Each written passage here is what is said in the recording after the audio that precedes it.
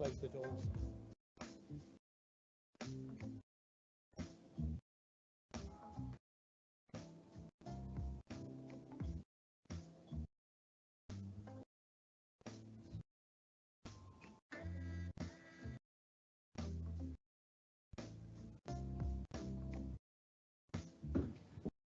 Thank you very much. You're not going to have any trouble with my Mancunian accent, are you?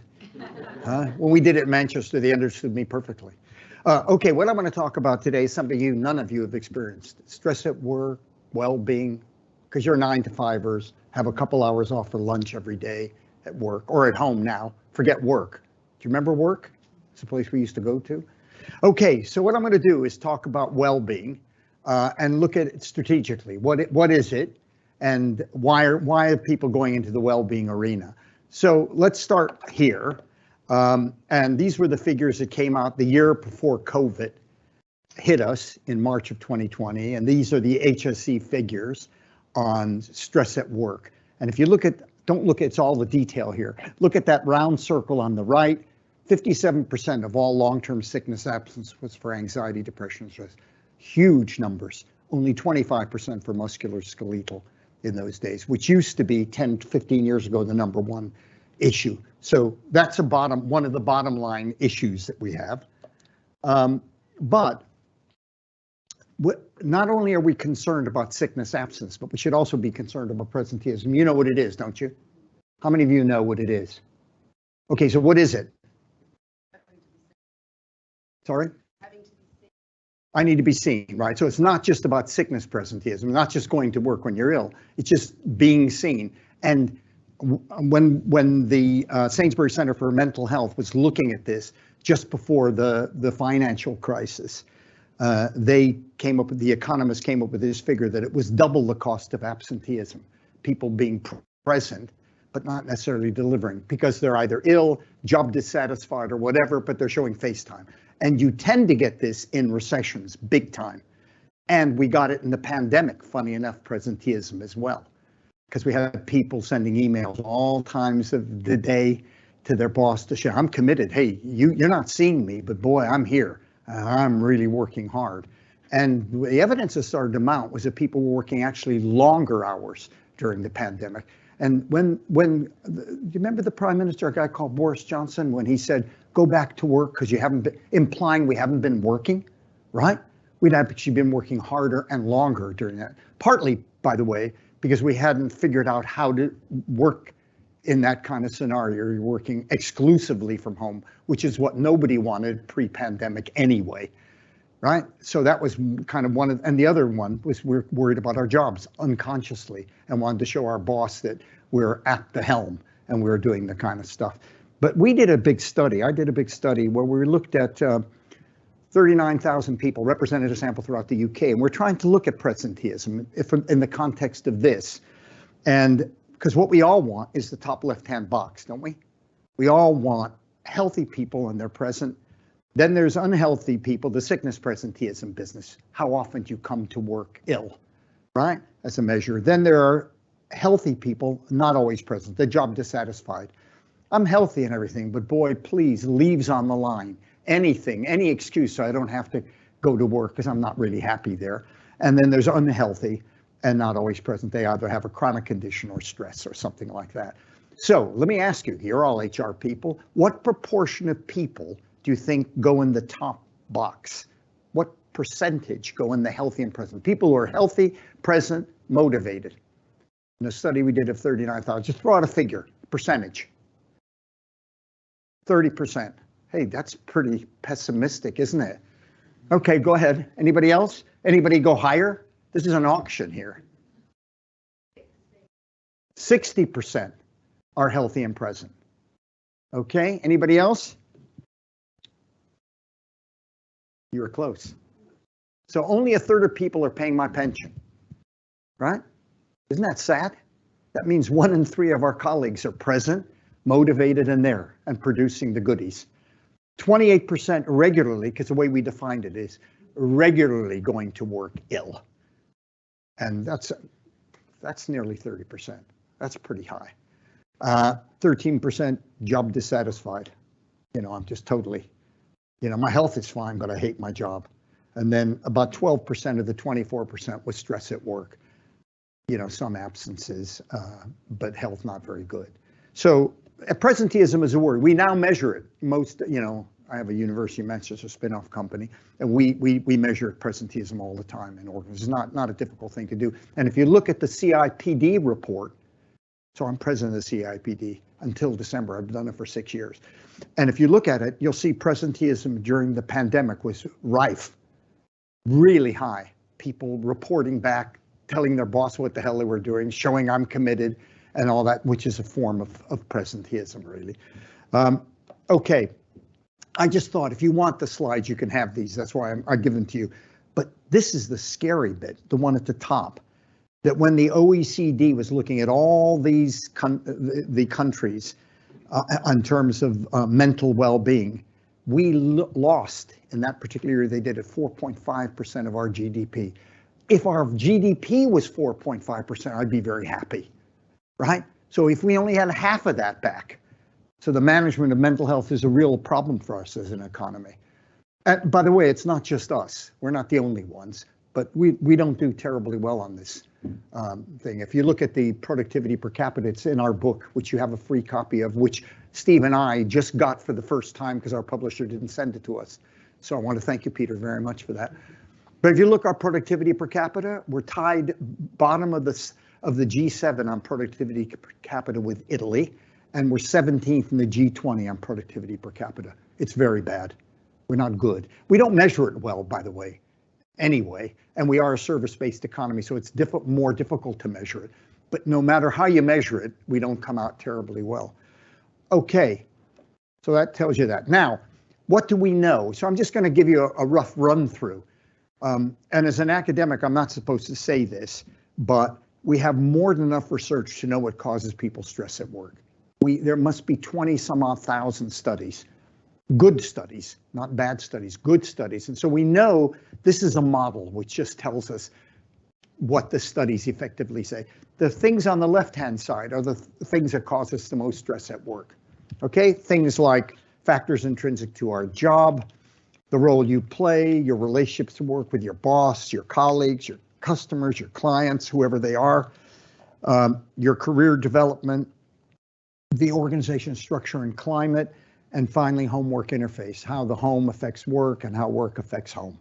All right, and those kind of factors, I'll go one at a time after those. Those kind of factors influence you, the individual, which then, if it's high, if the stress levels are higher in your job, and in the nature of the job you do in the organization you work for, will have individual symptoms of it, and we have organizational symptoms. As an organizational psychologist, Steve and I probably get most of the stuff at the bottom.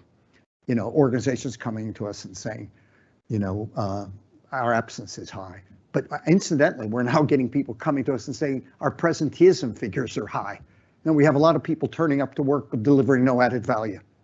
They're just not happy. Bunnies. So what do we do? You know, let's find out what's driving the presenteeism. Accidents, poor quality control, all that kind of stuff. The output measure, the organizational output measures are affected. And what our book does, by the way, is we did something a bit different, because most of the research in stress and well-being is usually about how those factors on the left influence your health or the organization's sickness absence rates or whatever. We've gone a step further in saying, if we're going to convince organizations to do something about it and do it strategically, then it has to have a performance or productivity element to it, right? If as a country we're not very good at productivity, then maybe we need to show that healthy, motivated people can deliver to the bottom line, right? And the CFO will understand that. HR already doesn't care, because HR says, well, I'm concerned about the health and well-being of people, which is what you're concerned about. But increasingly HR are saying, hey, we have to convince other people who have the bucks, and we have to convince them by showing it can actually deliver to the bottom line. So that is important. So the model just says those factors on the left influence you. We have individual symptoms of it. We have organizational symptoms. And ultimately, we get disease as a result of those. Individual disease, stress and lack of well-being, mental well-being, is a risk factor to heart disease, mental health, and a whole range of illnesses. This sounds depressing, isn't it, for an afternoon? But anyway, you know that. I don't have to tell you that. You know people who've had heart attacks or immune system failures or whatever. And then the other thing is organizationally, you get frequent strikes, apathy, and stuff like that. And then there's one box that goes further to the right. It's 6 foot long and goes 6 foot down. And that's when stress causes, proper, and organizationally can cause problems. So really the model is quite simple. So what I want to do is take a look at each of the factors on the left and contemporize it with the pandemic, what we've just been through. So let's take a look at them. Okay. So every job has its own stress fingerprint. If you're in HR, in fact, I did a study for the CIPD. We did a study of about 5,000 HR professionals in the UK. And we were looking at its stress fingerprint. And there were things like too much work, hating doing the downsizing. HR hates that. It's the leading cause of sickness absence among HR people when we did ours. Do you remember that, Tony? We did that. Were you involved in that? I can't remember if you were. No, I think you were. But anyway, so we did this big trying to find out what causes HR problems. And some of these are the same things: too much work, too little work. And what you find in a recession, or the period we're going through now, which will, I think, turn into a recession gradually as the furloughing, stops and everything happens like that, we're likely to see more job loss. Because we hear the government saying we have 1.25 million jobs out there that people can take, right? And you HR people are prepared to drive a lorry to France, aren't you? Huh? Or to work in a pub. So the jobs that are available are not the jobs that people want to take, not English people or UK people want to take. So it's irrelevant what that is. If they're in the right sector, that's a different matter, but they're not. And that's the problem I think we're going to have. So I suspect we're going to have something like a recession over the coming year. It's not going to be particularly good news, and from that point of view. And Brexit's going to come in, and it has already come in terms of supply chain and the rest of it. So there's kind of issues associated in the future. So what I'm saying is people are going to feel slightly less secure than they have in the past. So the issue of too little work becomes a big issue here. I love this book. Have you ever heard of Joseph Heller? How many of you read Catch-22? Raise your hand. You know it. Okay. The first book he ever wrote was something called Something's Happened, before he wrote Catch-22.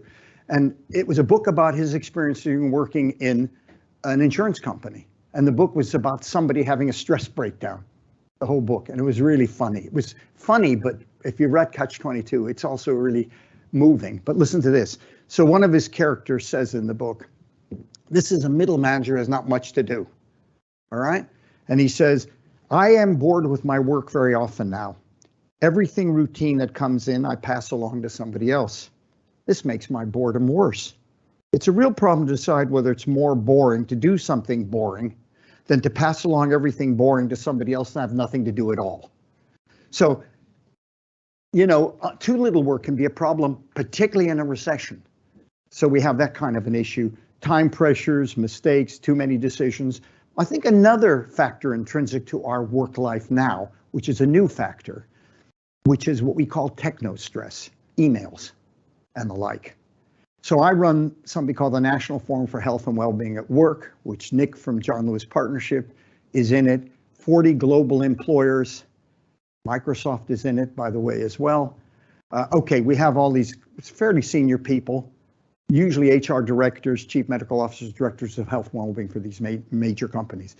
The big issue for them, the number one issue when we met 3 years ago, when we started meeting quarterly, but we now meet almost monthly, is the big issue is the line manager, which I'll talk about in a minute, from a well-being perspective. The second biggest issue, they said, when we were trying to get the science on it, was email overload.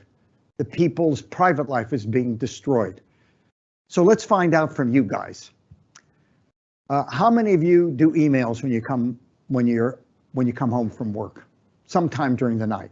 doing your work emails? Raise your hands. Hi. Yeah. There isn't anybody except the Microsoft guy. You should be doing the emails because that's your goddamn business. Okay. All right. So do that. How many of you, when you first get up in the morning, look at your emails? Raise your hands. How many? Oh, geez, you're all terrible. You're HR. How many of you actually do your emails but you don't do this while you're on holiday? Is this pathetic? Is this pathetic? That's why the French introduced the right to disconnect law 2 years ago. It says no manager can send an email out of office hour to their subordinates. Who was it, Steve? This week, another country just passed the law. Portugal. I love Portugal. That's why I'm going to continue to go to Portugal. Portugal's passed the law on that too. And I think the EU is considering it right now as an EU-wide law, that they're right to disconnect, that your managers, but I don't think that's good if we're having flexible working. If we have hybrid working and you're picking up the kids from school at 3:30, right? And then you want to be with them, read with them, and then you want to do work at night, and you close down like Volkswagen do. They close down their server at 5:30, and it doesn't turn it on till the next morning. They also, one of the other ones, one of the German car manufacturers, closes it down. As soon as you log out for holidays, you're closed down. Stops, and it says it doesn't turn it on until you get back to work. I think that's not the way to do it, but we do need guidance on this, don't we? We do need to think through how we do it. And managers shouldn't send emails. In particular, what I really hate when I hear a manager say to me, yeah, Cary, you're right. I don't overload my direct reports at all. So on a Friday afternoon, I'll send an email out and I'll say, don't answer here's what I need information on Monday sometime, but don't answer it. So why are you sending the goddamn thing in the first place, right? That is dumb. Just don't send it at all till Monday morning, because that person, there's going to be people who worry. And therefore, I got to get this done. So I'm sorry, dear. I'm now working on that thing. So too little work, too much work. Every job is different, okay? I'll just give you an example. One of the first studies I ever did was at Manchester Airport. I was looking at air traffic controllers.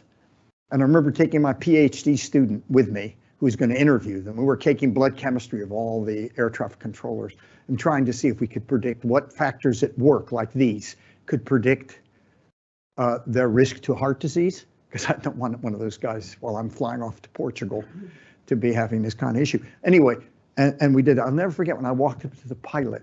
We went up to the air traffic controller and stood behind, and I was going to teach my PhD student how to do the interview. And the guy turned around, he had 2 cigarettes in his mouth. And I thought, yeah, this is it.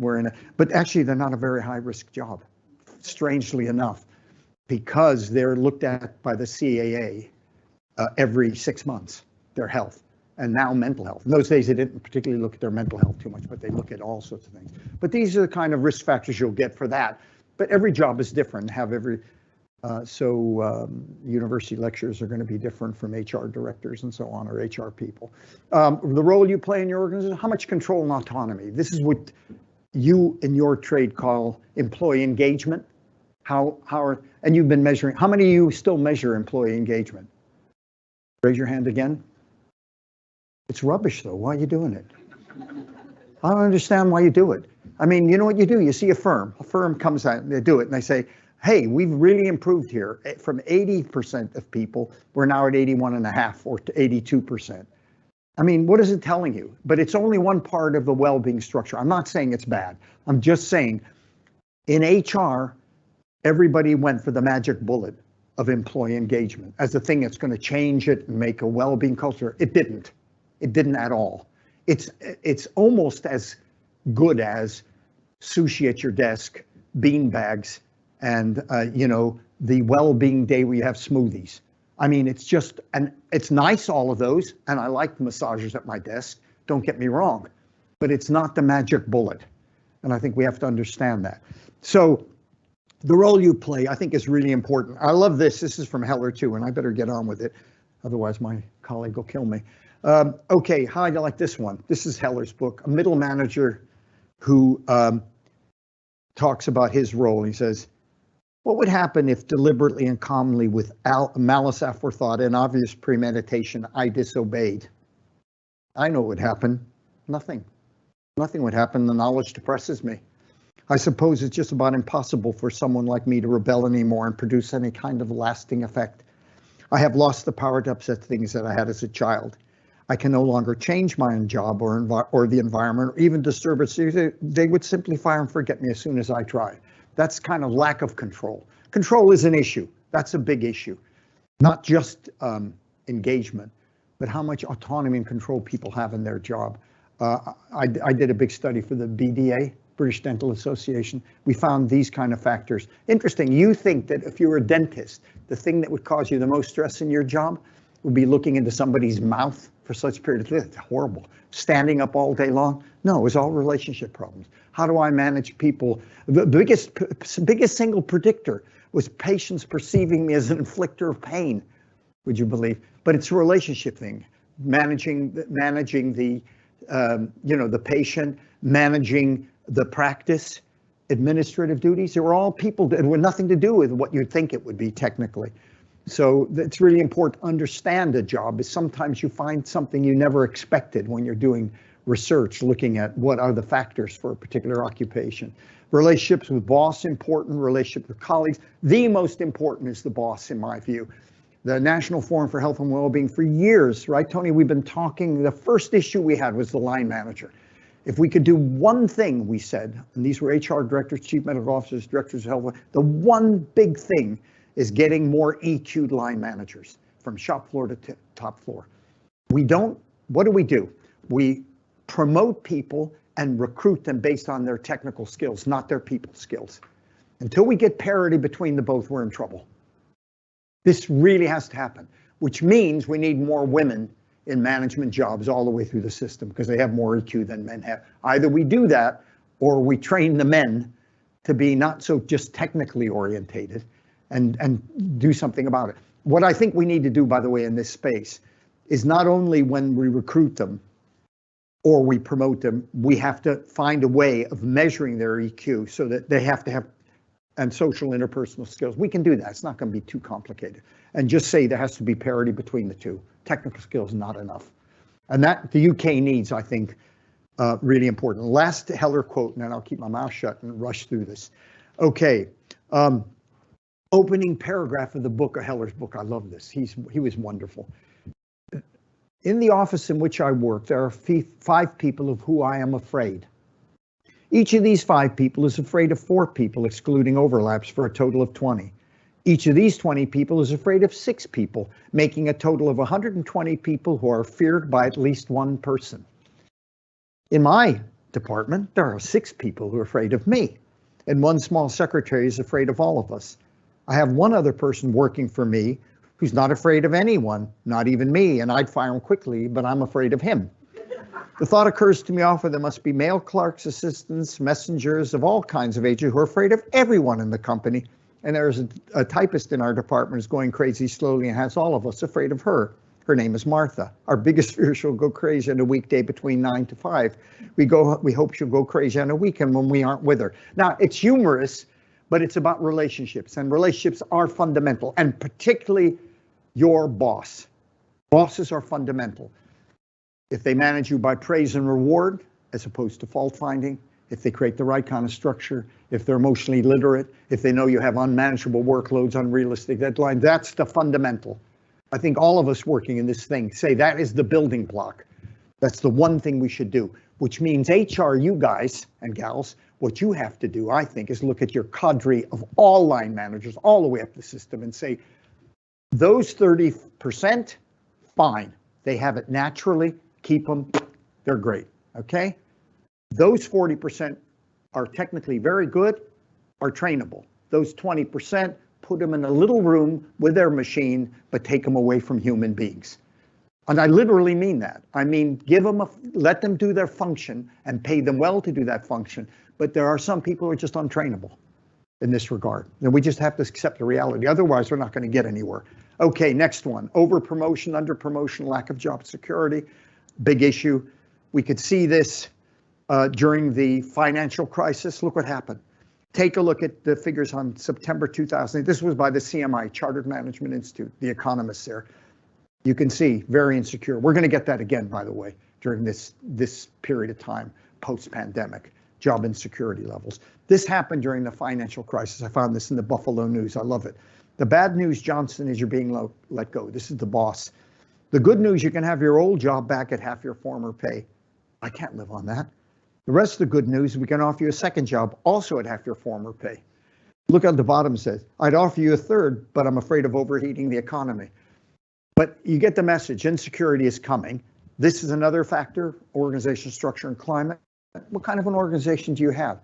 For people who, like Steve and I, when we go into organizations, do audits or well-being things, you can get a sense of what the culture is like. Even within a company, that culture is fine, but that one is pretty problematic. Work-life interface, this has been a big issue for quite a long time. And this is something I was just talking about the people at the table over there about. Sam, I'm worried about hybrid working. Here's what I'm worried about. I'm worried that gender inequality is going to occur. Let me tell you what I think is going to happen. I think what's going to happen is men whose identity is primarily about work and secondarily about the family, and women tend to be concerned about both equally. Men will gravitate to work more hours in the workplace, more days in the workplace than women, because they have the primary responsibility for kids and elder care and the rest of it.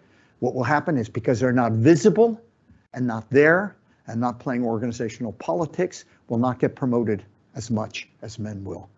And I really worry about that. And we'll see what happens when this comes along. But it's certainly an issue I think we have to be cognizant of. And I just hope men over the last 18 months have learned something. You know, first of all, they can now remember the names of their kids. That's for starters. And that they really engage with their children. And maybe they feel family life is quite important. And maybe the fact that people are leaving jobs, after the reflection of 18 to 20 months, maybe men have got something, maybe they've learned something. I'm praying that we have all learned something during this period of time, and that they will understand that they have a role in the family as well as just being, a workaholic. But so I'm getting to the end, Steve, honestly. Okay, so what do we do about all this? All right, well-being now, by the way, is big. How many of you have somebody in your organization who's at a senior level responsible for health and well-being, at a senior level? It's not that many. Not that many. Okay. By senior, I mean HRD level, that kind of level. That's good. Pre-COVID, the year before COVID hit, for March 20, I got a phone call from the leading recruitment firm in the United States who recruits chief executives and CFOs of the big global American companies. Called me up and said, we've read your work, Professor Cooper. We just want to ask you a question. We've had a half a dozen people come to us, companies, saying they want to hire in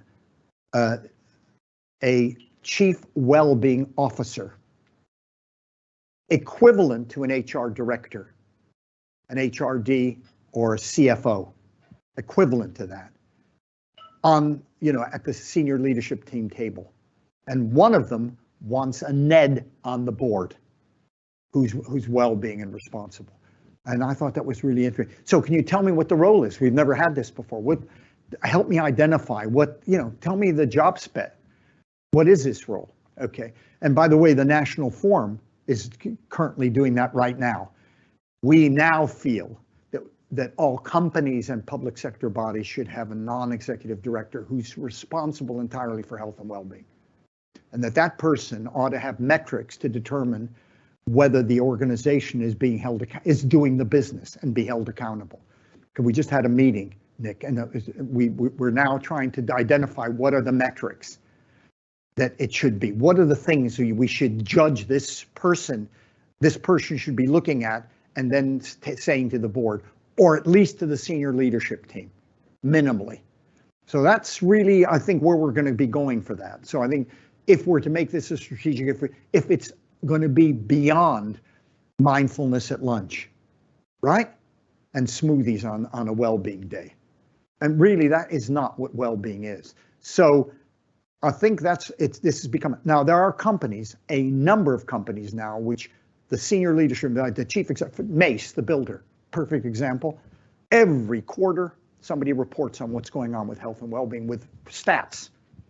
This is what we did on well-being, the interventions we did, this is the impact that that's had. Boom. 10 minutes? No, 1 hour. I've been there, I've been to the board and done that myself with them. This is the way we're going to have to move, and this is the way a good company or public sector body should go in the future. This is really kind of critical. But the strategy has to be one where we find out from people how they perceive the organization, well-being audits. The instruments are out there. My university spin-off company does this all the time with big, huge companies. It's not a problem to do it. Well-being audits. From that, you build a structure to figure out what we need to do. And that part of the business is a glass ceiling for women. That part, it's an abusive management style. And that part, it's a long hours culture. And that part goes on. And you find out by doing these well-being audits on a regular basis. And you do something about it, and you build a structure up, and you train line managers on EQ, and it becomes more strategic. And therefore, you're solving the problem rather than covering it up with mindfulness at lunch. All right. Secondarily, which I think you all do anyway, which is, you probably do some kind of resilience training. How do you help the individual? You train the individual. That's part of a well-being structure as well.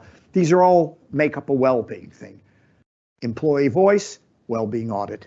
Training where it's needed, because the thing tells you where you need the training. And then you have the safety net of an employee assistance program to help people who can't cope. And there might be things that are happening outside. 60% of the people who report to an EAP have not a work-related problem, but a home-related problem. But they're bringing it into the work. I did this for the HSE. I evaluated all the EAPs in the UK. So I know that 60% of it has nothing to do with work, but 40% does.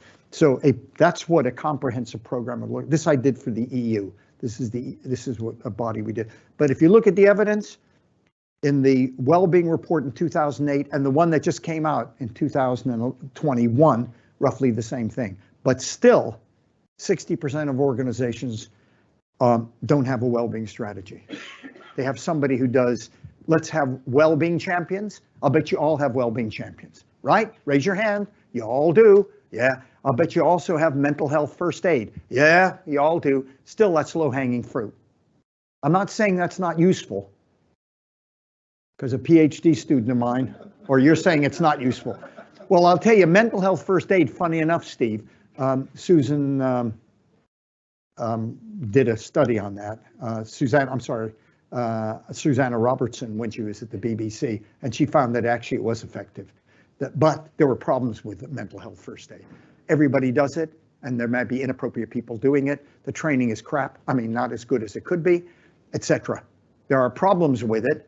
It should be people who should be screened, so you know who they are and that they don't have the wrong motivations for doing it, etc. And so on. But those are useful tools to have, well-being champions. It's engaging people and everything else, but it's a part of a wider strategy, a preventive strategy. Evidence from PwC, tons of evidence. It works. If you do it strategically, it works, but it's got to be done strategically. That's 55 companies they did. But well-being is not this. Tomorrow is the mandatory meeting for employee health and well-being. The boss says the meeting starts at 6 a.m., so it'll interfere with your sleep and not your work. Doesn't that send a message that work is more important than health? I hope so. That's the theme of the meeting. Healthy employees are unproductive. They're always exercising or eating fruit when they should be working. We prefer employees who work hard and die before their pensions start paying out. Suddenly I feel sick, right on schedule. That's not well-being. And so it's important that we look at it strategically. We're going to have hybrid working here, thank God. As Peter said, this pandemic has been brilliant for HR. This is your challenge. Where now people wanted to pre-COVID work flexibly, they've got it, except for Goldman Sachs. But let's not forget that for the time. There's probably somebody here from Goldman Sachs, and I'm in deep shit. Is there? Okay. Well, there are a few dinosaurs out there. who are saying that everybody has to be in the office and can't go work flexibly. It's not the future, and they're going to lose all, my MBA students, because that's not what the millennials want. That's not what they need. We have that. We know the line manager is significant. Why is the line manager significant? It's going to have to manage people who work in different contexts. It's going to have to look out for the mental health. Biggest single cause sickness absence, mental health. They're going to have to look and be able to be socially sensitive to when somebody is showing signs of stress and mental ill health, which is the biggest leading cause. How are they going to do that when not everybody's in the office all the time? So that has accelerated the line manager, right? And for people like Peter and his business of recruiting for a management job, if you don't look at the people skills, we're going to have the same problems we've had on productivity for the next 10 years. So for every technical job, we have to have people management skills. That's going to be kind of fundamental. And I'll close with, I think I'm okay, just ready to finish. I'm just going to close with this. You think well-being is a relatively recent phenomenon? It's not. Who's the first person to ever mention this? It was a guy called Bobby Kennedy. Brilliant man. The best president the United States never had. He was assassinated, unfortunately, in my hometown of LA when he was running for the presidential nomination, Democratic nomination for president. Listen what he said. He did a speech at the University of Kansas in 1968, 2 weeks before he was assassinated. And his speech was entitled Gross National Wellbeing, right? And he said, I'm not going to read the whole speech. You'll be pleased to hear. Too much and for too long, we seem to have surrendered personal excellence and community values in the mere accumulation of material things. Our gross national product now is $800 billion a year. That's now about 3 trillion, by the way. And that gross national product, if we judge the United States of America by that gross national product counts air pollution and cigarette production, and the ambulances to clear our highways of carnage. Remember what GDP is. They used to call it GNP, gross national product. We call it gross. It's everything we produce. So bombs, we produce bombs still, right? Well, bombs are something we produce, so that adds in the GDP. So he said, so it counts air pollution and cigarette production, and ambulance to clear our highways of carnage. It counts the special locks for our doors and for the jails for the people who break them. It counts the destruction of the redwood and the loss of our natural wonder in the chaotic sprawl of our cities. And remember, this is around Vietnam time. It also counts napalm bombs and nuclear warheads and armored cars for the police to fight the riots in our cities. And remember, GDP is the indicator that we're a successful country, right? And he's trying to say something about that. So is this really a good indicator? He now says, yet the gross national product does not allow for the health of our children, the quality of their education, or the joy of their play. It does not include the beauty of our poetry, or the strength of our marriages or our relationships, or the intelligence of our public debate, Boris Johnson, or the integrity of our public officials, Boris Johnson. He didn't say that, by the way. That's just me putting it in there. It measures neither our wit nor our courage, neither our wisdom nor our learning, neither our compassion nor our devotion to our country. It measures everything, in short, except that which makes life worthwhile. Powerful. And he was going in the right direction. And luckily, we're going in the right direction. We just have to make sure you buggers do your job. Thank you very much. Thank you very much.